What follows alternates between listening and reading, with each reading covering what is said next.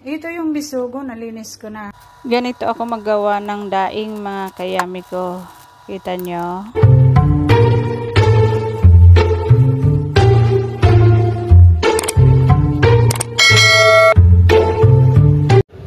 Ayan mga loves, samahan nyo ako. Magdadaing ako. Ang dami kasi namin isdang maliliit.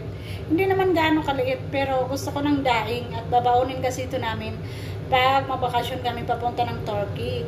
Kasi sa Turkey kasi, probinsya yung papuntahan namin, walang pagkain doon. Kaya dito pa lang mamimili kami ng aming dadalhin doon.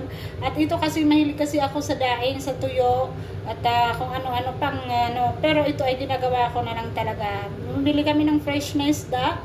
At ito, yun. Katulad nito, gagawin ko na siyang daing. O, tanggal ko na yung tinik. At bababaran ko ito ng suka, asin, paminta, pitpitan ko ito, dikdikan ko ng bawang. Babad ko ng kahit 3 oras o 2 oras lang. Pwede na. And then, nilalagay ko sa labas. Paarawan ko ng 1 araw.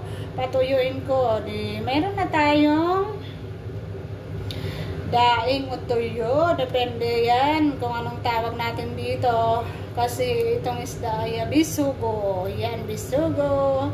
O, diba? Sa dami kasing isda namin, ayan o. Ayan o. Ito ang gagawin kong daing. O, diba? Sa sobrang dami. Marami pa doon ako naka-stock kasi meron talaga kami dito kada every month. May kaming para sa amin. Budget isda. Yes, every month. Ang pinapabili namin maliliit kasi para na rin sa pangdaing namin. O, diba? Daing tuyo, pampaksiw, pampangat, o pamprito. Kaya, tipid na. Makaulam ka pa ng masarap, diba? Kasi ang daing, pwede mo itong ulamin pag almusal. O, almusal, diba? Lalo na pag yun, may itlog, may daing ka, agoy, may sinangag. O, diba? Ang sarap na ito. Madali lang ako magdaing.